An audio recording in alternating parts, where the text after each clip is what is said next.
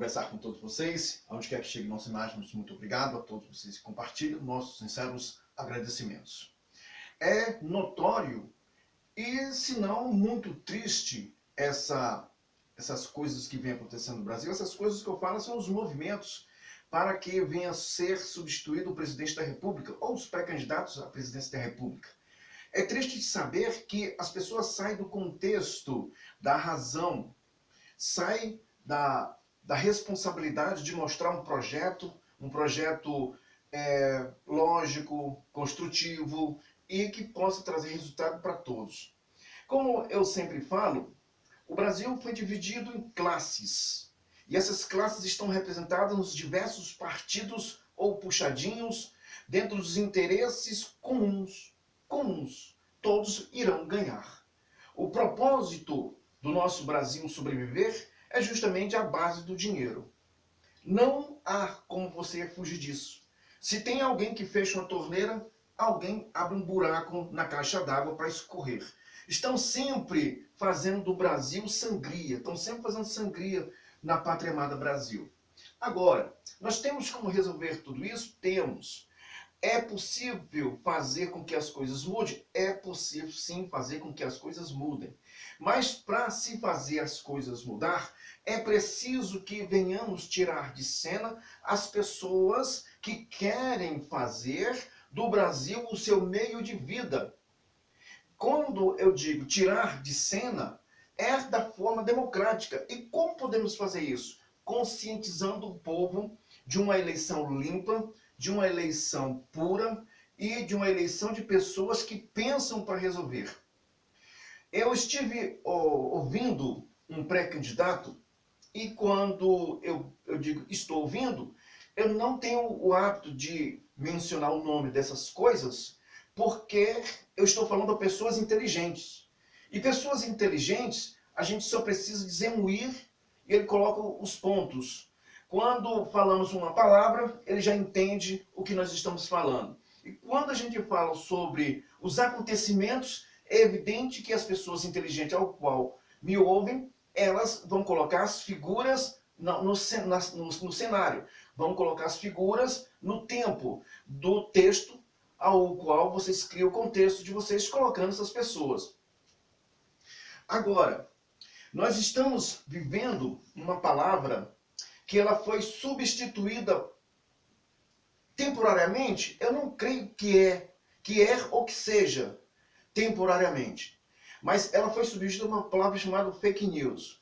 A mentira, ela foi substituída pela palavra fake news. Porque ela está atrelada a uma culpa. Ela está atrelada a um processo, a um questionamento do que é verdade, do que é mentira. Então, faz-se o quê? Com essas manobras ideológicas de lavagem, anula-se o quê? A mentira. E usa-se o fake news com o temor e o terror que possa haver qualquer punição ou qualquer restrição à pessoa que usar dos meios para pensar ou configurar ou textualizar acontecimentos. Você não pode mais fazer isso. Então é preferível não dizer o quê? Os nomes. Porque estamos nos dirigindo a pessoas inteligentes. Eu estive ouvindo um pré-candidato ao qual é pura mentira e se tem se valido da história com o ir, ele não conhece muito bem a Constituição e está ali para ser candidato à presidência da República. A nossa Constituição, ela tem muitas ligações entre órgãos e mais órgãos da República. Impossível de se haver qualquer ato ilícito ou qualquer ação criminosa que aqueles que assumiram posições de decisão não oprima os funcionários, as pessoas que estão ali na Receita, as pessoas que estão ali no TCU, as pessoas que se encontram nos outros tribunais de conta. Se não houver essa investida contra as pessoas honestas, não há como se saber, não há como se impedir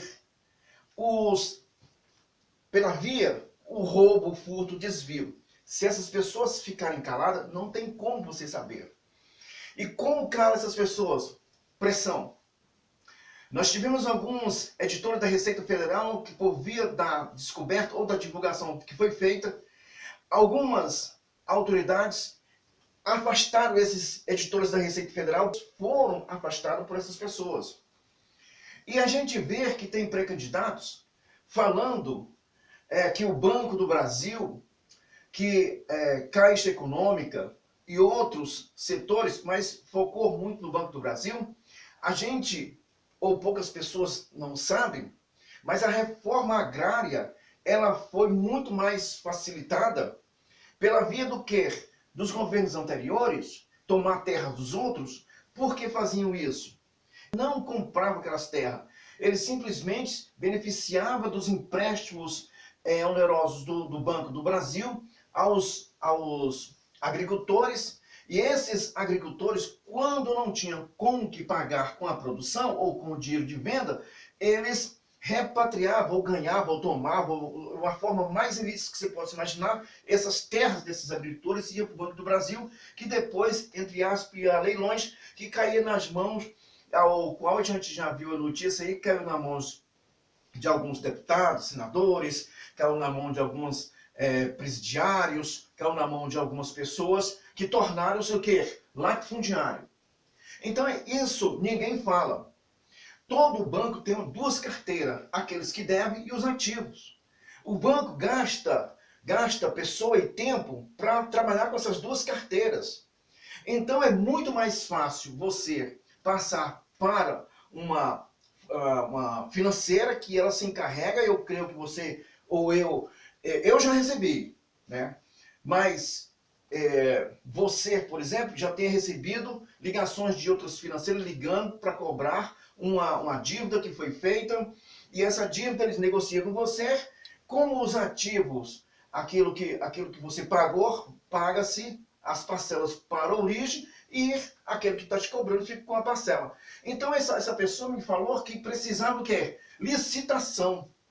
Quer dizer, me fala o seguinte, quantas empresas no Brasil trabalham com capital de risco, comprar ativos negativos para depois ir no mercado cobrar? São poucas, a não ser os beneficiados que às vezes no Banco do Brasil em 97, quando o banco emitiu 37%, quase 40% de título de capital para rever as diferenças cambiais naquela época, e que muitas empresas enriqueceram por causa disso. Fora disso, então, como as pessoas não sabem os trâmites da nossa Constituição, não sabe como funciona o TCU, não sabe como funcionam os tribunais de conta, não sabe que o Senado é responsável por essas questões, dificilmente, principalmente uma pessoa tão visada como esse governo, poderia passar batido caso ele viesse cometer algum risco de corrupção. Então você acredita nessas falácias dessas pessoas? Por quê?